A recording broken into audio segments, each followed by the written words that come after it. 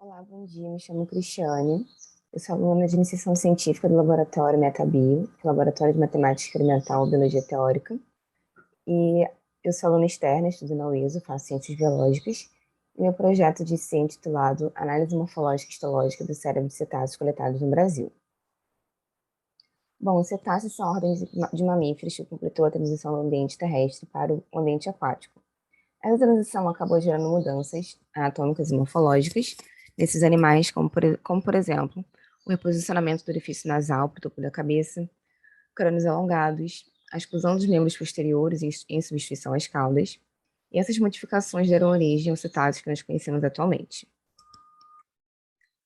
Bom, essas mudanças também trouxeram modificações dos seus encéfalos, como por exemplo, eles possuem encéfalos bem maiores quando a gente compara com o humano, e a gente consegue perceber essa diferença, né, nitidamente. Houve também um reposicionamento das áreas corticais, e além de obterem também encéfalos altamente girificados, né, eles possuem encéfalos com muitas dobras, muitas dobraduras. Bom, por eles possuírem cérebros diferentes, o objetivo do nosso trabalho é tentar elucidar quais similaridades e diferenças morfológicas existem entre cetáceos e mamíferos terrestres, que são os artiodáctilos, que é um grupo irmão de cetáceos, né, evolutivamente. Artiodáctilos é o grupo dos ungulados, que inclui boi, vaca, porco, girafa. E essa proximidade filogenética foi vista através de estudos moleculares e filogenéticos, onde mostrou que os cetáceos e os artiodáctilos compartilham um ancestral em comum. Então, com isso, a gente quer entender se essas características e similaridades possuem uma origem universal, partindo de princípios físicos, convergente, a partir de características similares que são advindas da seleção natural, ou uma origem contingente, devido ao ancestral comum. Particularmente, né, o nosso grupo ele está investigando possíveis diferenças na girificação, e quando a gente fala, né, em girificação, o nosso grupo ele já observou que a girificação é um mecanismo universal, guiada por um mecanismo físico, e isso foi visto para outras espécies de mamíferos também.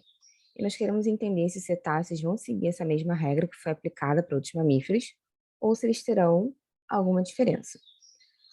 Com base em dados coletados de um artigo para Artiodactylus, no qual a gente não sabe a metodologia, né, o certo que foi usado, parecia que os cetáceos eram uma exceção a essa lei universal, ou seja, né, que eles girificavam bem mais e não seguiam essa mesma regra dos outros mamíferos. E essa hipótese veio através de uma análise de banco de dados bem antigo, né, de cetáceos. Então, aqui nesse gráfico, vocês conseguem observar, né, com base nesse dado antigo, que os cetáceos estão um pouco acima, né, então girificando um pouco mais. Era isso, né, que se tinha no passado. Então, como é possível observar no gráfico, os cetáceos pareciam estar um pouco acima desse padrão de girificação. Porém, com dados do nosso grupo, né, eu vou mostrar os resultados mais para frente, se a gente comparar os cetáceos com os outros mamíferos, a gente vai conseguir observar que eles vão sim seguir essa mesma regra.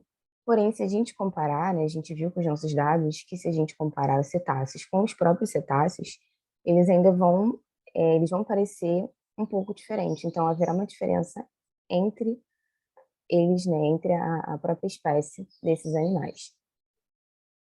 Então, com isso, nós hipotetizamos que essa diferença pode ser por conta do ambiente em que eles vivem, por conta de pressão hidrostática, devido à profundidade de mergulho desses animais, tendo em vista que diferentes espécies vão conseguir atingir diferentes profundidades de mergulho, como, né, a gente pode observar aqui na imagem. Bom, além disso, a gente também, outro ponto que a gente quer observar é a composição celular.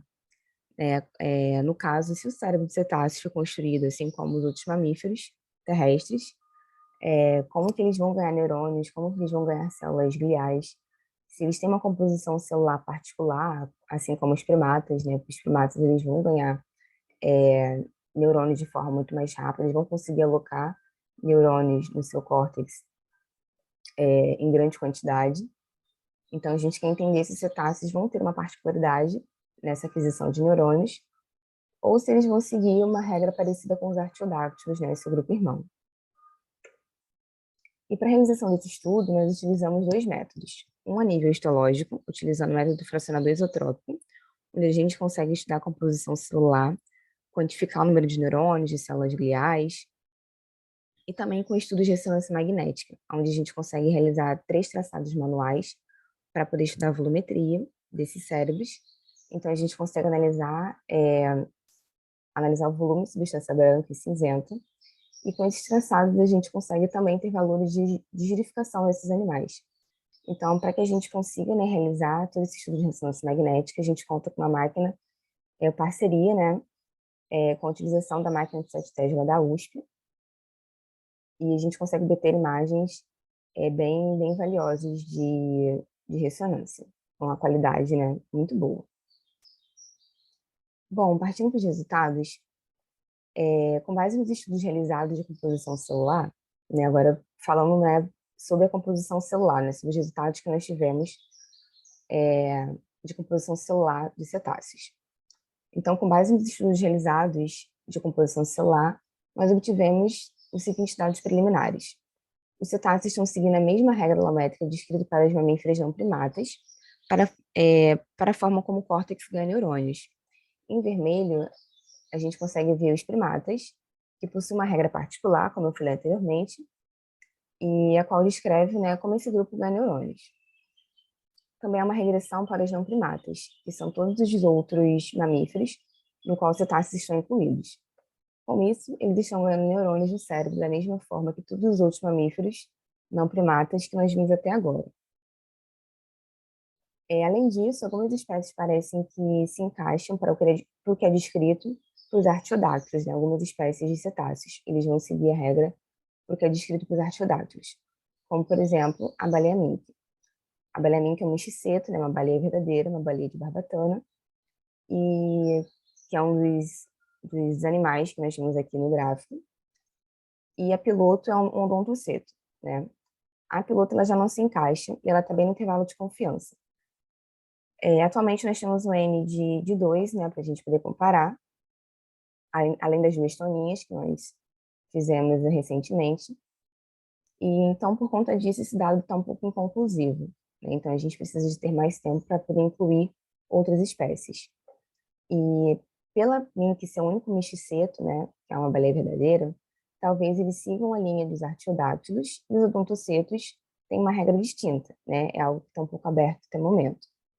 Mas pode ser que cada um tenha uma regra alométrica separadamente, uma regra alométrica particular.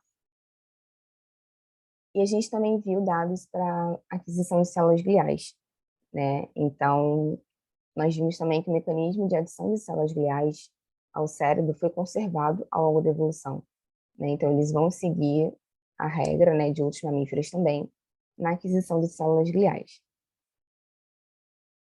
Nós temos também resultados preliminares sobre a girificação, e analisando nossos animais, nós vimos que os cetáceos seguem a lei universal para a girificação, e o que acontecia antes, né, deles estarem um pouco acima dessa regra, parecia ser devido a um erro metodológico, né, naquele estudo antigo que eu tinha falado lá no início.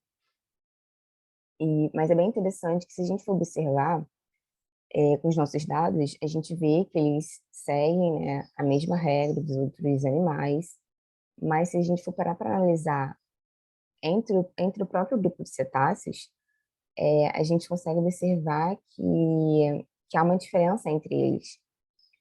Então, entre as espécies, né, parece que cada grupo tem uma forma de girificar seu cérebro.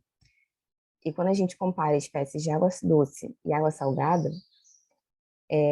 existe uma diferença nessas espécies, né, mesmo que elas sejam irmãs. Então, a gente consegue observar que há uma diferença de girificação entre espécies de água salgada e de água doce. Isso pode estar ligado a questões de mergulho e a pressão hidrostática. Ou seja, né, por mais que eles sigam a lei universal, parece que cada grupo vai girificar de uma forma diferente, de acordo com o ambiente em que ele está, né? Então, é algo que a gente vai conseguir consolidar mais ao longo do tempo, com um N maior. Bom, e para estudar cérebro de cetáceos, a gente precisa coletá-los. E para isso, nós fechamos parceria com diversas instituições pelo Brasil. E essas instituições, né, que nos cedem esse material, são instituições de conservação. Então, quando encalha um animal, né, eles fazem o possível para salvar, mas quando esse animal, infelizmente, ele acaba morrendo encalhado, eles não seguem esse material. Todas elas têm licença do IBAMA, e os animais, né, que advêm para o nosso projeto são animais que morreram de causas naturais. E com essas colaborações, utilizando esse método, nós já temos um N de 47 espécies. É um N muito mais alto do que a gente esperava.